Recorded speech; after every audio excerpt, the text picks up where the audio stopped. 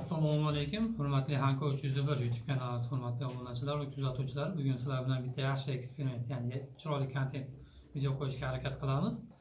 Leyla opadan olib kelgan 4 ta urg'och quyonlarimizni erkak quyonlarga qo'shganmiz. Ulardan bittasi 21-kuni qo'shilgan. 21-fevral kuni qo'shilgan. Mana oradan bu yoqdan 7 kun, bu yoqdan 33 kun vaqt o'tyapti. Quyon joy tayyorlagan. Harakat qilyapti, lekin qiynalyapti. Kun muddati 33 kundan 34 kunga o'tyapti.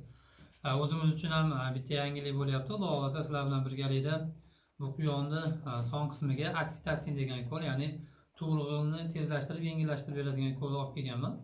Hozir shu kolimizdan 0.5 gram son qismiga uramiz. Bu yerda ko'rishingiz mumkin, quyonxonamiz uchun yangilik ko'plab narsalar olib keldik. Albatta quyon ko'paytirish davomida uni o'zini profilaktik ishlarni qilib borish kerak. Bu albatta quyoningizni yaxshi o'sib, daromadini oshishga yordam beradi va albatta yo'qotishlarni oldini oladi. Bismillah deb biz harakatini qilaveramiz. Albatta har bir narsa barakatini Allohdan so'raymiz, sababini qilamiz, qolganini Allohdan kutamiz. Bugungi videoda ko'rishingiz mumkin, quyonlarimiz uchun ivermektin dorisini olib keldik. Teri ostiga qilinadi. 3 oyda bir profilaktika uchun ichki qurt parazitlariga qarshi qilib tursanglar bo'ladi. Men shu kungacha mana 1 yil quyonchilikni boshlagan bo'lsak, dastlabki qiziqish ortidan boshlaganmiz. Sekin asta buni biznes ko'rinishga olib kelyapmiz. O'shaning uchun ko'plab video kontentimizni YouTube kanalimizda kuzatib boradigan obunachilar uchun foydali maslahatga va o'zimizdan o'tgan tajribadan bo'lishib borishga harakat qilyapmiz. Ko'rishingiz mumkin, ivermektin koli bu teri ostiga qilinadi. Va detox ukolini ham olib kelib qo'yganmiz. Bu o'pka shamollashini oldini olish uchun o'pka shamollaganda qilinadi. Va yod olib kelib qo'yganmiz. Ba'zi bir quyonlarda bitta ona quyonni bolasida eksperiment qilib qolamiz. Buni ham video davomida joylaymiz. Bugungi ishimiz asosan sizlar bilan birgalikda oksitotsin yaqinroq qilib olib keladigan bo'lsak, mana oksitotsin ukoli. Bu asosan tug'ruqni tezlashtirib beradi. 1 milligram bo'ladi bitta ampulada. Bu quyonni vesiga qarab 1 kiloga 0.1 gramdan qilasizlar. Odatda biz 4 kilo, 4,5 kilolik kollar uchun 0.5 gram qilib sizlar bilan birgalikda videolar qulashib boramiz. Xo'sh, buni ochib ko'rsatadigan bo'lsa ampulasini. Ampulasini ham ko'rishingiz mumkin. Xo'sh, yaqinroq kameraga olib kelib ko'rsatyapman. Oksitotsin zangorasi va ko'ki bo'ladigan. Zangorasidan 2 ta qolgan ekan bundan oldin. Qo'shimcha sifatida 5 ta mini fermamizga olib kelib qo'ydik. Avvalo buni ishlatishga majbur bo'lmaylik, lekin har ehtimolga qarshi zaruriyatga olib kelib qo'ydik. Buni ishlatishga majbur bo'ladigan bo'lsa, ishlatib ko'rsatamiz. Demak, sizlar bilan birgalikda quyonni olib, jonli son qismiga ikol qilishdan bir qator ko'rsatib o'tsak. Xo'sh, quyonimizni oldik. Sizlar bilan birgalikda hozir telefon olib quyonimizni olamiz. Video yaxshiroq bo'lishligi uchun mana ko'rishingiz mumkin, nihoyatda katta chiroyli bo'lgan. Quyonimizni sizlar bilan birgalikda son qismiga qo'shamiz. Xo'sh, oksitotsin kolini mana ko'rishingiz mumkin, 0.5 gram tortib oldik. Son qismiga endi sekin quyonni qiynamagan holatda to'qilamiz.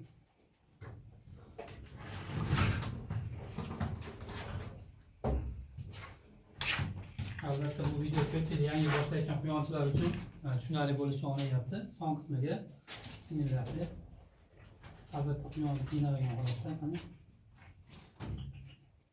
Bismillah. Bismillah.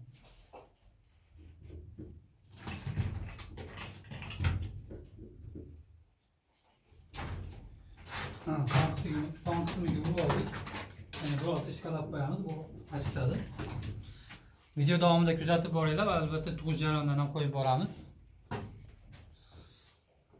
Albatta bu videomiz 2 qismdan iborat bo'ladi. Bu birinchi qismini ko'rib o'tdinglar. Hozir quyonimizni son qismiga oksitotsin koldan 0.5 gram qo'yib oldik.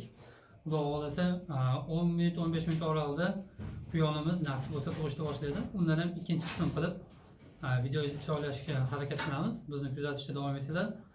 qo'llab-quvvatlab obuna bo'lib kelayotgan obunachilarimizga minnatdorchiligimizni bildiramiz.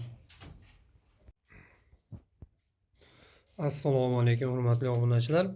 Kecha birinchi videoning birinchi qismini olganmiz. Bugun ikkinchi qismini olyapmiz. Sizlar bilan birgalikda to'liq sanasi 33 kun 34 kun o'tib ketgan bo'g'oz quyonga qilinadigan ukolni o'tgangi videoda ko'rsatib o'tdik. Ko'rishingiz mumkin, o'zi odatda quyon bo'g'oz bo'ladigan bo'lsa, oksidatsiya ukolni qilgandan keyin 15-20 minut oralig'ida tug'ish kerak edi. Biz ushbu quyonimizga ukol qilganmiz. Lekin oradan 1 soat 2 soat vaqt o'tdiki, bu quyonimiz tug'gani yo'q. Bizda bu quyonimiz soxta homiladorlik alomatlari ko'rindi. Yung yulgan yo'q, lekin joy tanladi. O'zini bo'g'ozdek tutib yurdi, lekin mana ko'rdik, bo'g'oz bo'lib chiqmadi. Bu quyonimiz yaxshi qochmagan ekan. Endi bu quyonimizni ham 21-kuni qo'ydik, bu ham tug'madi. Qolganlarini ko'ramiz. Endi bularni sal vaqt oralig'ida erkak quyonga qo'shganmiz. Mana 1 yillik tajriba bo'lsa-da, ba'zi holatlarda quyon samiz yiqilsa ham qochmay qolish ehtimoli bor. Mana shu narsa mana bizda birinchi marta ko'rindi.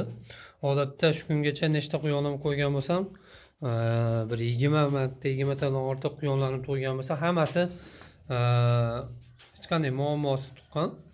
Mana o'zimizni liniyada quyonimizni ko'rishingiz mumkin. Bu quyonimiz ham mana 22-da erkak quyonga qo'shilgan.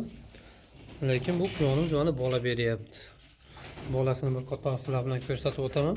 Kecha 1 soat 2 soat narigi Leylopadan kelgan fikol samka quyonimizni kuzatib bordim.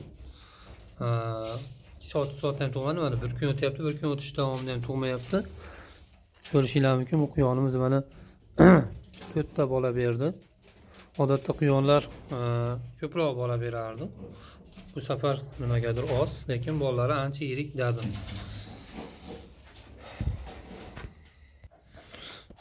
Albatta quyonchilik sohasida shunaqangi holatlar ham bo'lib turadi. Hech kim hamma narsani bilib tug'ilmagan.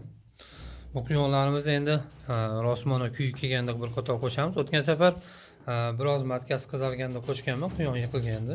Lekin mana rosmona endi kuyiga qarab quyonlarni keyin qo'shamiz. Alloh albatta chorvamizga baraka bersin. O'zlaridan ko'payib yaxshi natijalarga erishishlikni Alloh nasib qilsin.